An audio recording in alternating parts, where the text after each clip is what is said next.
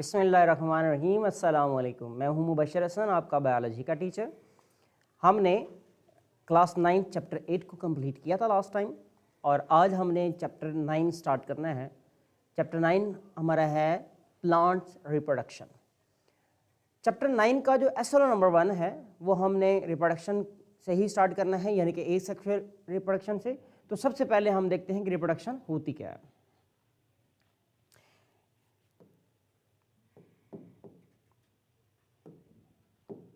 Reproduction एक ऐसा process होता है जिसमें ऑर्गेनिज्म, कोई भी ऑर्गेनिज्म है, कोई भी लिविंग ऑर्गेनिज्म की अगर हम बात करें, ऑर्गेनिज्म प्रोड्यूस करते हैं ऑफस्प्रिंग को एंड देन रिप्रोड्यूस करते हैं। तो यहां पे हम मेंशन करेंगे प्रोड्यूस ऑफस्प्रिंग। ऑफस्प्रिंग्स क्या होते हैं? इनके यंग वंस होते हैं। यंग वंस मीन उनके बच्चे, यानी कि ऑर्गेनिज्म क्या करते हैं, वो बच्चे पैदा करते हैं। इस प्रोसेस को हम क्या बोल रहे होते हैं? रिप्रोडक्शन। अच्छा, इसमें हम एक बात लिख रहे हैं प्रोड्यूस, एंड देन रिप्रोड्यूस का वर्ड भी यूज किया जाता है, रिप्रोड्यूस। अच्छा, इसके साथ एक और वर्ड हमारी बुक में मेंशन किया गया है कि क्रिएट ऑफस्प्रिंग, क्रिएट ऑफस्प्रिंग्स और यंग वंस। लेकिन हमने याद रखना है कि हमने वर्ड प्रोड्यूस और ऑफ रिप्रोड्यूस का वर्ड यूज करना है। अच्छा, किसकी प्रोडक्शन होती है? यंग वंस की होती है। और यंग वंस जो है वो दो तरह से प्रोड्यूस हो सकते हैं। एक को हम कहते हैं सेक्सुअल रिप्रोडक्शन और एक को हम कहते हैं एसेक्सुअल रिप्रोडक्शन। यानी कि रिप्रोडक्शन की दो टाइप्स आ जाती हैं यहाँ पर। नंबर फर्स्ट हम पढ़ेंगे एसेक्सुअल रिप्रोडक्शन। नंबर सेकंड हम लिखेंगे सेक्सुअल रिप्रोडक्शन।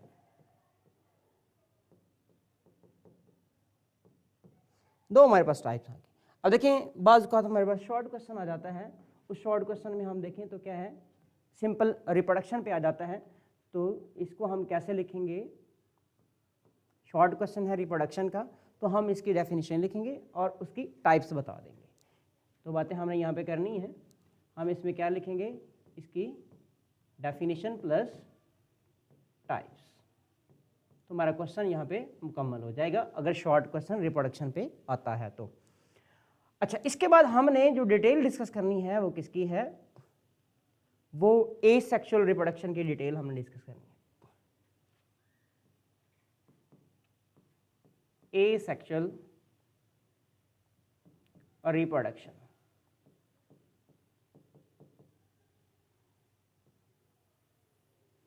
एसेक्सुअल रिप्रोडक्शन में हम क्या क्या बातें डिस्कस करेंगे? नंबर फर्स्ट पे जो हमने बात डिस्कस करनी है वो ये है कि एसेक्सुअल के अंदर, मोस्टली एसेक्सुअल रिप्रोडक्शन के अंदर ओनली वन ऑर्गेनिज्म इन्वॉल्व होता है। पहली बात, only one organism. One organism mean कि सिंगल पेरेंट होता है, सिंगल पेरेंट इन्वॉल्व होता है। यानी कि रिप्रोडक्शन के हवाले से जो पहली बात हम कर रहे हैं वो हम ये कह रहे हैं कि उसमें एक ऑर्गेनिज्म इन्वॉल्व होता है। दूसरी बात हम यहां पर ये करेंगे कि इस मैकेनिज्म के अंदर, बेसिकली हम प्लांट्स के हवाले से बात कर रहे हैं, बेसिकली हम ये देखते हैं कि इस मैकेनिज्म के अंदर गैमीट्स की फॉर्मेशन नहीं होती। No gametes formation. यहां पर मैं इसके लिए लिख दूंगा ऑफनली। गैमीट्स की फॉर्मेशन नहीं होती ऑफनली, यानी कि अक्सर इसमें गैमीट्स की फॉर्मेशन नहीं होती। गैमीट्स क्या होते हैं हमारे, ये देखिएगा, या हम कहते हैं एग, एक गैमीट है, और दूसरा स्पर्म, ये गैमीट्स होते हैं। इनकी फॉर्मेशन नहीं होती। तीसरी बात हम ये लिखेंगे कि मैकेनिज्म ऑफ मियासिस नहीं होता, नो मैकेनिज्म ऑफ मियासिस,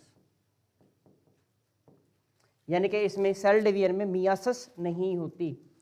तीसरे नंबर पर हमने कहा मियासिस नहीं होती, और fourth one and last one, इसकी प्रॉपर्टी में हम ये मेंशन करेंगे कि जो एसेक्सुअल रिप्रोडक्शन होती है इसमें तमाम ऑर्गेनिज्म एक जैसे होते हैं। तो यहाँ पर मैं लिखूंगा इन ऑर्गेनिज्म में क्या होती है, जेनेटिक यूनिफॉर्मिटी होती है, यानी कि वो सारे आइडेंटिकल होते हैं। यहाँ पर मैं वर्ड लिख रहा हूँ कि सारे क्या हैं, आइडेंटिकल होते हैं। जितने भी ऑर्गेनिज्म प्रोड्यूस होते हैं वो सारे के सारे आइडेंटिकल होते हैं, यानी कि जैसे वो पेरेंट्स होते हैं ऐसे सेम ही उनके ऑफस्प्रिंग होते हैं, यंग वंस होते हैं। ये एसेक्सुअल रिप्रोडक्शन में हमने बात कही है। अब हम देखेंगे इसके बाद एसेक्सुअल रिप्रोडक्शन की टाइप्स, और एग्जाम्पल आप कह सकते हैं, टाइप्स और एग्जाम्पल्स।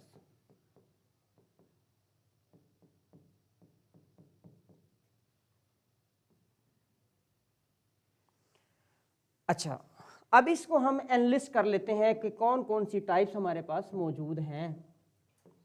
नंबर फर्स्ट पर मैं लिख रहा हूं binary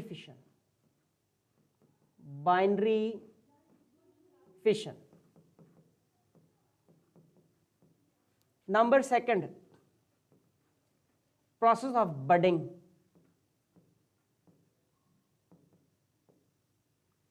number 3, spore formation.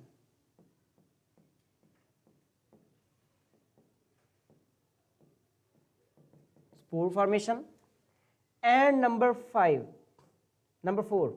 Number first binary fission, number second budding, number 3 पे हमने लिखा है स्पोर फॉर्मेशन, एंड नंबर 4 पर हम लिखेंगे वेजिटेटिव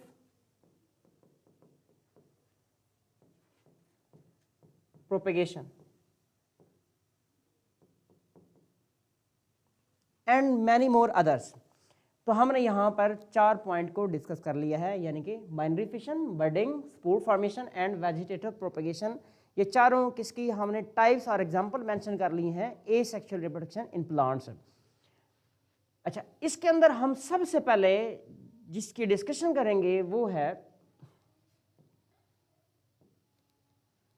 बाइनरी फिशन।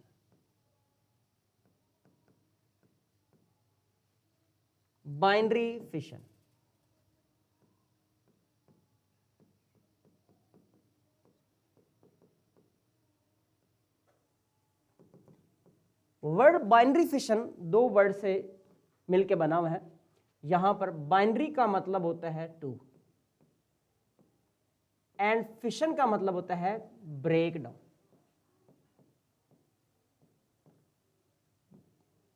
इसके नाम से जाहिर है, बड़ी सिंपल सी बात है, नाम से जाहिर है कि ऑर्गेनिज्म 1 से 2 में डिवाइड हो जाता है।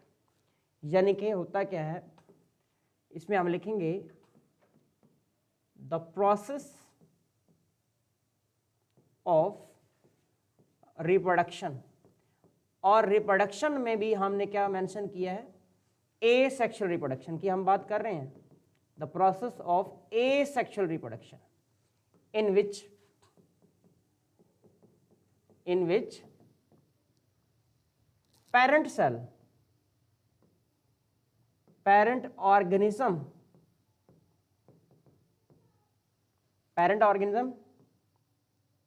divide into 2 daughter ऑर्गेनिज्म, मैं वर्ड यहां पर लिख रहा हूं, या सेल भी आप लिख सकते हैं। यानी कि इसमें क्या होता है कि जो पेरेंट सेल था पेरेंट सेल था, पेरेंट सेल, ठीक है, ये क्या होता है, डिवाइड होता है टू डॉटर सेल्स के अंदर। इसमें प्रॉपर्टी ये है कि वो दोनों जो हैं वो आइडेंटिकल होते हैं, बोथ डॉटर सेल्स और यहां पर मैं मेंशन कर रहा हूं ऑर्गेनिजम्स क्या होते हैं, आइडेंटिकल होते हैं,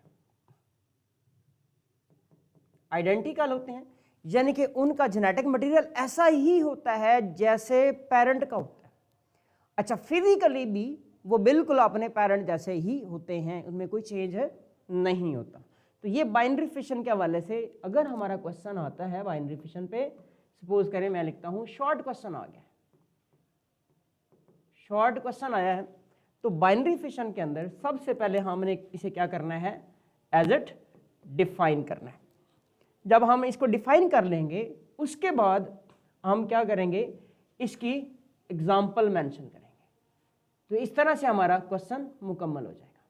बाज़ औक़ात मुख्तलिफ जो है वो क्वेश्चंस आते हैं, जैसा कि हम ये कहते हैं कि वो पूछ लेता है कि बैक्टीरिया के अंदर बाइनरी फिशन को आप एक्सप्लेन करें, प्लेनेरिया के अंदर बाइनरी फिशन को आप एक्सप्लेन करें। तो मैकेनिज्म बड़ा साफ है, आसान है। देखें कैसे हम इसको लिखेंगे। पहला सवाल वो आपसे ये पूछ सकता है, बाइनरी फिशन इन बैक्टीरिया,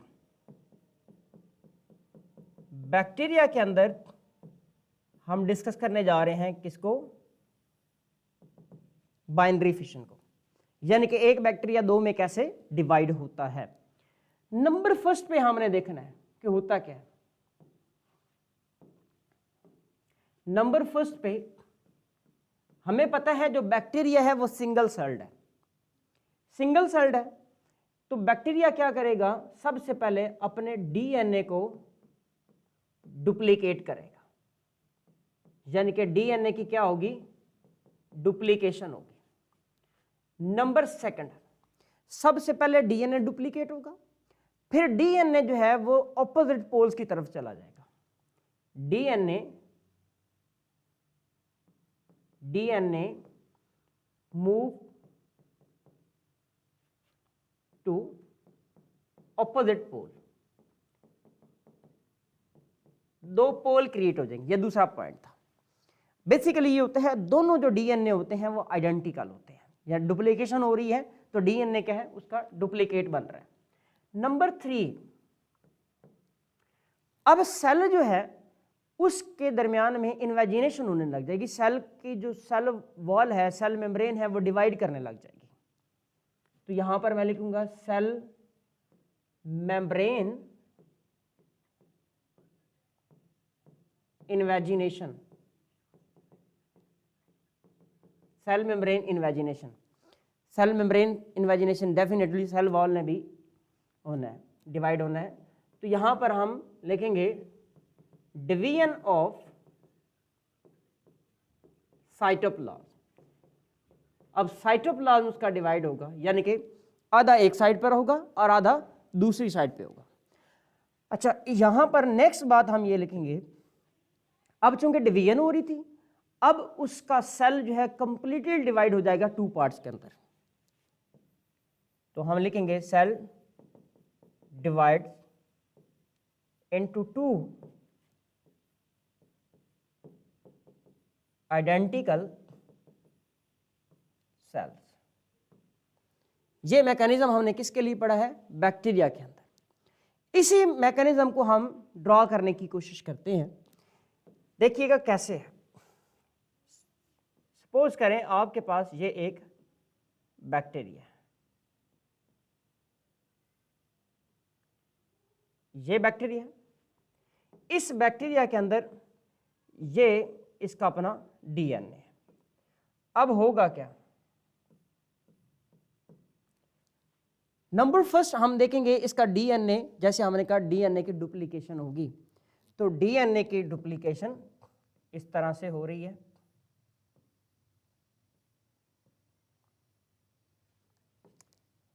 एक ये डीएनए, दूसरा ये डीएनए, यानी कि डीएनए डुप्लीकेट कर रहा है। अच्छा, नंबर 3 पर हमने कहा क्या हुआ जी, ये सेल है, जाहिर सी बात है जब सेल ने डिवाइड करना है उस वक्त उसका साइटोप्लाज्म भी है वो इंक्रीज कर जाता है, सेल एलोंगेशन हो जाती है। तो हमने पहला कहा डीएनए की डुप्लीकेशन होती है, फिर हमने कहा DNA moves opposite poles, DNA जो है वो अपोजिट पोल पर चला जाता है, यानी कि अब उस सेल के पास 2 आइडेंटिकल डीएनए नजर आ रहे हैं। नंबर 3,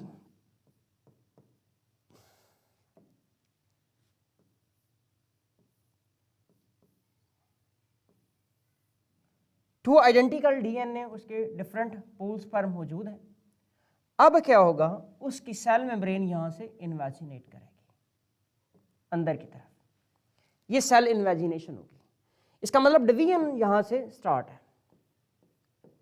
नेक्स्ट हम देखते हैं,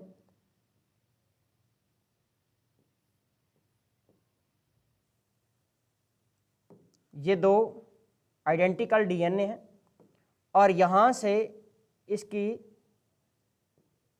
cell wall, cell membrane cross wall यानी कि मुकम्मल तौर पे डिवाइड कर चुकी हैं, मीट कर चुकी हैं दोनों साइड से, लेकिन स्टिल अभी जो है वो बैक्टीरिया सेल जो हैं वो आपस में जुड़े हुए हैं। तो लास्ट पे क्या होगा, 2 डॉटर सेल्स, हमें आइडेंटिकल 2 डॉटर सेल्स नजर आएंगे। मैं यहाँ पे प्लस का साइन लगाया, प्लस मीन्स कि अब ये 2 सेल्स हैं, एक ये सेल है, एक ये सेल है। अब ये जो दोनों सेल्स हैं ये डॉटर सेल जरूर हैं, लेकिन ये पेरेंट सेल जैसे ही है, जैसे कि यहां पर हम लिखेंगे ये दोनों क्या है, डॉटर सेल्स।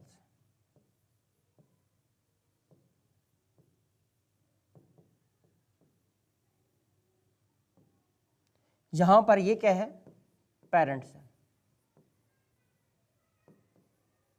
ये पेरेंट सेल था और वो डॉटर सेल। पेरेंट सेल और डॉटर सेल में बिल्कुल कोई फर्क नहीं है।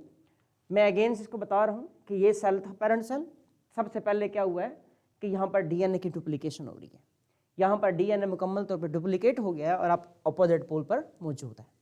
अब क्या हो रहा है, नेक्स्ट स्टेप में उसकी सेल मेम्ब्रेन यानी क्रॉस वॉल या सेल वॉल डिवाइड होना लग जाएगी। इसके बाद क्या हो गया, वो मुकम्मल तौर पे दोनों साइड से आने वाली मेम्ब्रेन जो इन्वेजिनेट हुई है वो आपस में मीट कर चुकी है। और लास्ट स्टेप में हमने क्या कहा है कि सेल जो है वो मुकम्मल तौर पे डिवाइड कर चुका है।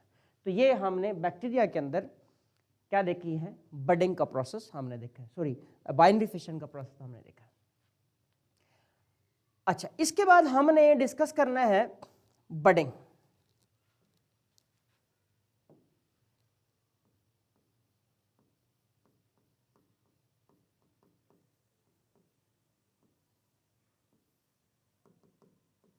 बडिंग क्या होती है, देखें अब इसमें जो ये भी एक एसेक्सुअल रिप्रोडक्शन का मैकेनिज्म है जिसके अंदर सेल जो है उसकी एक आउट ग्रोथ बनती है, यानी कि ऑर्गेनिज्म क्या करता है, एक आउट ग्रोथ से जो है नया ऑर्गेनिज्म बना देता है।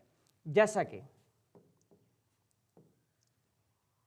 हम इसके लिए लिखेंगे a type of asexual reproduction,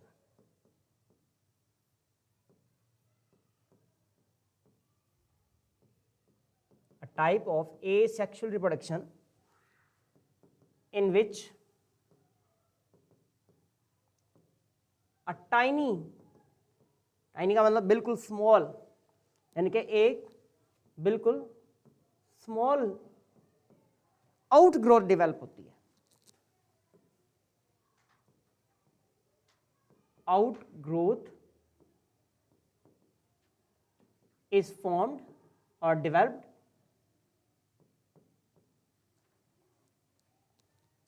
आगे लिखूंगा from which a complete organism is formed, complete organism is formed। यानी कि होता क्या है कि सिर्फ एक आउट ग्रोथ बनी थी, एक छोटा सा पार्ट बना था, उससे एक कंप्लीट ऑर्गेनिज्म डेवलप हो जाता है। कैसे हम देखते हैं इसकी एग्जांपल हम देखते हैं यीस्ट के अंदर। Yeast, what is yeast?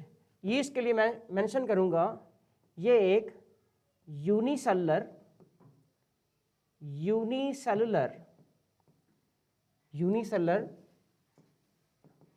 Fungi होता है, यानी कि एक सेल पर मुश्तमिल ये फंजाई होता है। इसकी एक एग्जांपल हमारे पास आ गई। उसके अलावा और भी ऑर्गेनिज्म है, जैसा कि मैं लिखता हूं अमेबा के अंदर ऐसा हो सकता है, प्रोटोजोन्स का वर्ड लिखता हूं।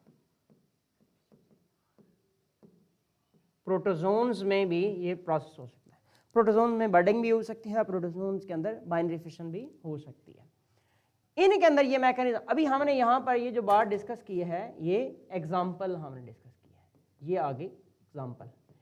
अब देखिए हमारे पास क्वेश्चन है बडिंग का खाली शॉर्ट क्वेश्चन आता है, तो हम उसको कैसे लिखेंगे?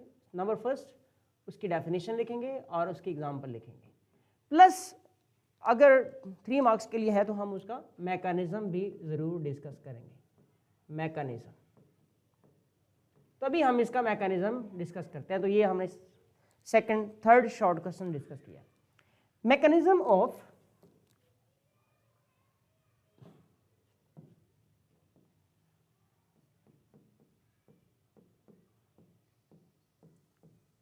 इसका मैकेनिज्म क्या होता है? बड़ा सिंपल सा मैकेनिज्म है इसका भी।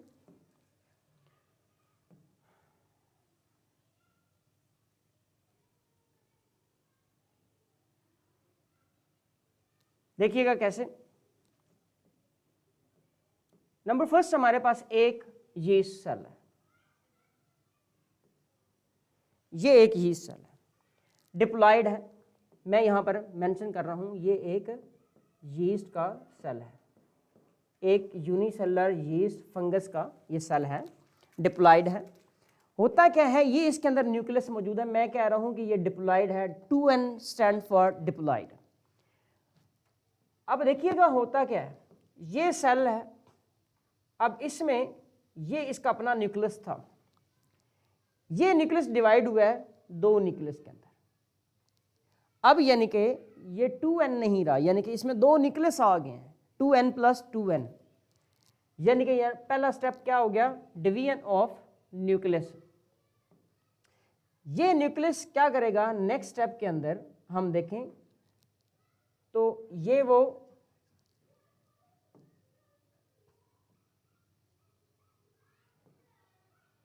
सेल है जिसका अपना न्यूक्लियस है, और ये दूसरा जो न्यूक्लियस है ना, ये छोटी सी आउट ग्रोथ बन रही है, इसके अंदर चला गया। अब 2 बातें हैं कि ये आउट ग्रोथ यहां पर रहे और मजीद जो है वो बर्ड्स जो है इसके ऊपर अटैच होती जाए। एक और बात ये है कि ये यहां से अलग भी हो सकता है।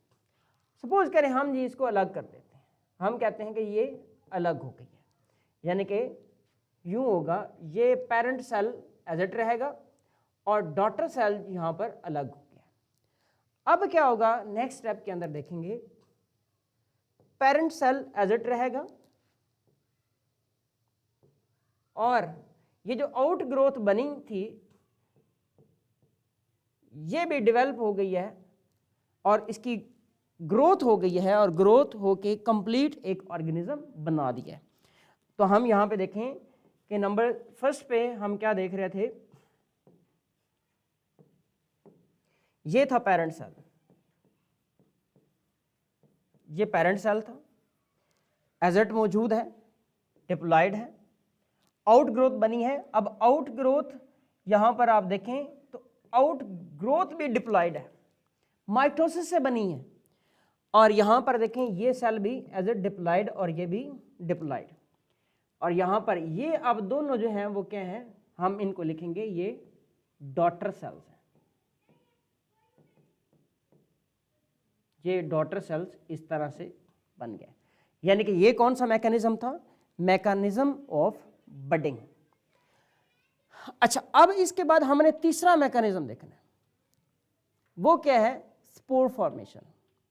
स्पोर फॉर्मेशन कैसे है देखते हैं जी।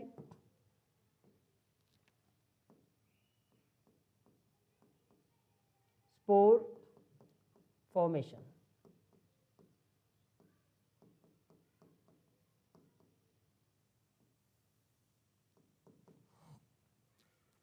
स्पोर फॉर्मेशन यानी कि क्या होते हैं, स्पोर्स भी यानी कि ऐसे सेल्स होते हैं जो सेल जो है वो नेक्स्ट ऑर्गेनिज्म को बनाते होते हैं। इसकी मुख्तलिफ हम इसको लिख सकते हैं यूं, इसकी प्रॉपर्टीज के हवाले से या डेफिनेशन हम करते हैं। अ थिक वॉल्ड, पहली बात हम लिखेंगे अ थिक वॉल्ड, पहली बात हमने लिखी थिक वॉल्ड है। दूसरा हम कह सकते हैं इनएक्टिव होते हैं, डोरमेंट सेल्स।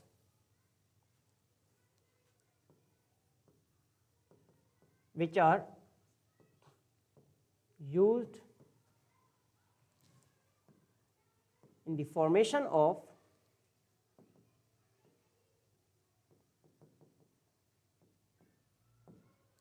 daughter cells और डॉटर ऑर्गेनिजम्स।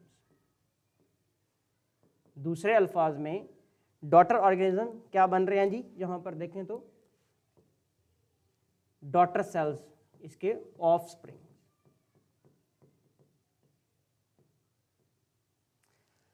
स्पोर फॉर्मेशन के हवाले से भी जब हम बात करेंगे तो ये बहुत सारे ऑर्गेनिज्म हैं जो जिनमें स्पोर फॉर्मेशन होती है। नंबर फर्स्ट पे जिसकी हमने बात करनी है, हम बात करेंगे इन फंजाई।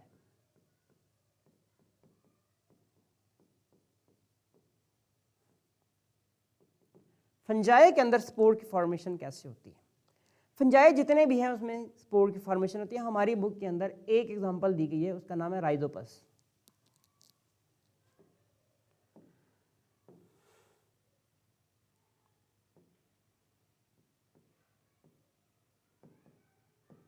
राइजोपस,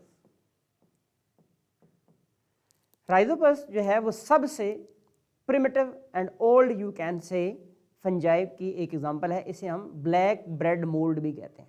ये जो आम ब्रेड के ऊपर या रोटी के ऊपर फंजाई लगती है हम उसको राइजोपस कहते हैं।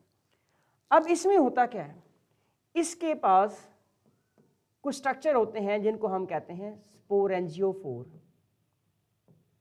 स्पोरेंजियोफोर ये स्ट्रक्चर है स्पोरेंजियोफोर। इस स्पोरेंजियोफोर के ऊपर एक स्ट्रक्चर लगता है जिसको हम कहते हैं स्पोरेंजिया।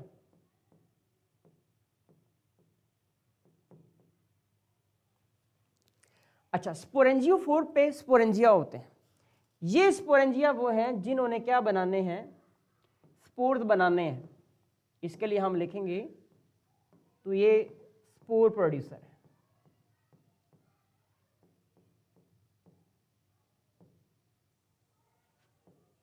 यानी कि इन्होंने स्पोर बनाने हैं। अच्छा, तो तीसरी बात हम क्या लिखेंगे, यानी कि स्पोर्स।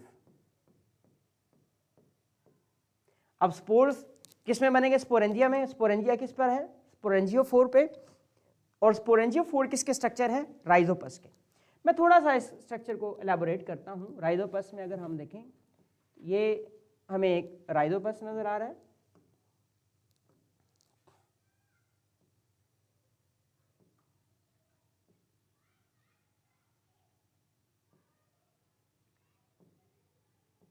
ये राइजोपस के नीचे हमने स्ट्रक्चर बनाए हैं वो इसी तरह से number first, number second and number 3। यहाँ पर एज इट मेंशन कर रहा हूँ, ये आपके पास आ गए नंबर फर्स्ट, ये नंबर सेकंड, और इसके अंदर ये जो स्ट्रक्चर छोटे छोटे नज़र आ रहे हैं इनको हम क्या लिखेंगे, ये स्पोर्स बन रहे हैं। अच्छा, फिर फंजाई के लिए हम ये लिखते हैं, चूँकि हम कहते हैं कि यूँ ये सॉइल है, इस सॉइल के अंदर ये फंजाई मौजूद हैं। ये फंजाई के स्ट्रक्चर हमें नज़र आ रहे हैं। ये जो स्ट्रक्चर हैं इसको हम राइजोइड्स कह रहे होते हैं। वो स्ट्रक्चर जो फंजाई को बनाते हैं, फंजाई की बॉडी को बनाते हैं, हम उसको हाइफी कहते हैं। यानी कि इनको हम हाइफी का नाम भी दे सकते हैं। वो स्ट्रक्चर जो फंजाई को बना रहे हैं उसको हम हाइफी का नाम दे रहे हैं। और यहाँ पर हमने मेंशन कर दिया कि ये जो स्ट्रक्चर हैं ये एजेट स्पोरेंशिया है, और यहाँ पर हमने इनको मेंशन कर दिया ये स्पोर्स है। तो ये हमने एक राइजोपस बना के और एक फंजाई बना के स्पोर फॉर्मेशन के वाले से चंद बातें मेंशन कर ली हैं। अच्छा, इसके बाद नंबर 2 पर हमने जिस पॉइंट को मेंशन करना है, जिसकी एग्जांपल देनी है, वो इन बैक्टीरिया। जी बिल्कुल, बैक्टीरिया के अंदर भी स्पोर की फॉर्मेशन होती है। बैक्टीरिया के अंदर जो स्पोर फॉर्मेशन होती है उसके लिए अगर हम बात करें तो एग्जांपल है हमारे पास एक्टिनोमाइसीट्स।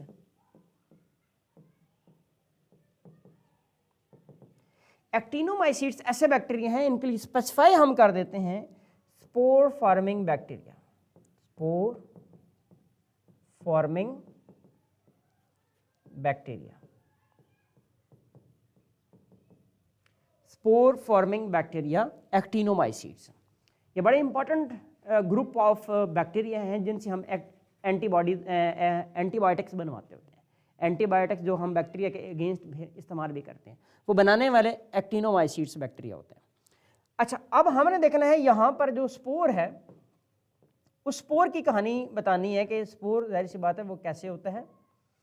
जो बैक्टीरिया के अंदर स्पोर बनता है वो एक्सटर्नल होता है, उसको हम कहते हैं एक्सोस्पोर। Exospore, exospore. इंटरनल में बनते हैं उनको हम एंडोस्पोर कहते हैं, लेकिन यहाँ पर हम जिसकी बात कर रहे हैं वो एक्सोस्पोर है। एक्सोस्पोर जो बैक्टीरिया के है, हम ऑलरेडी देख चुके हैं इसकी डेफिनेशन के अंदर। ये क्या है?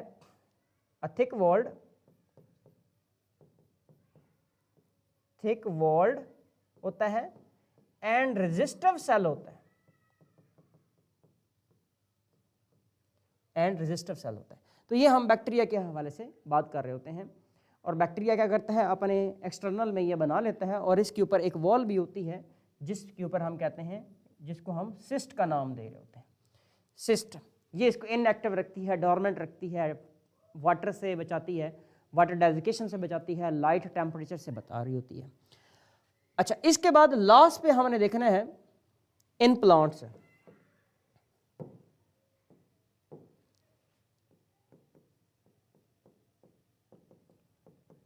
प्लांट्स में स्पोर की फॉर्मेशन कैसे होती है? बिल्कुल ऐसे ही है। अब प्लांट जो है इसके अंदर 2 जनरेशन होती है। मैं यहाँ पर मेंशन कर देता हूँ ऑल्टरनेशन ऑफ जनरेशन। प्लांट के अंदर 2 जनरेशन होती हैं, जिसमें से हम क्या बोल रहे हैं? Alternation of generation. Alternation of generation. Alternation of generation में हम क्या देखते हैं? नंबर 1 पे हम लिखते हैं जी, एक प्लांट है उसकी जनरेशन में हम कहते हैं स्पोरोफाइट जनरेशन है, स्पोरोफाइट। और दूसरी जनरेशन जो है उसको हम लिखते हैं गैमीटोफाइट। गैमीटोफाइट। जो स्पोरोफाइट है ये डिप्लॉइड होती है और गैमीटोफाइट जो है वो हैप्लॉइड होती है। स्पोरोफाइट नाम से जाहिर है इसमें मुख्तलिफ स्ट्रक्चर डेवलप होते हैं, जिसमें मैं कहूँगा स्पोरेंजिया बनते हैं। स्पोरेंजिया बनते हैं डेफिनेटली। स्पोरेंजिया में क्या बनेंगे? स्पोर बनते हैं, और स्पोर से क्या डेवलप होते हैं? गैमीटोफाइट। फिर यहाँ पर हम गैमीटोफाइट के हवाले से हम बात करेंगे कि इसके अंदर गैमीटोफाइट में मेल गैमीटोफाइट होता है एंड फीमेल गैमीटोफाइट होता है। अंडरस्टूड है? मेल गैमीट में स्पर्म बनेगा और फीमेल गैमीटोफाइट में एग बनता है।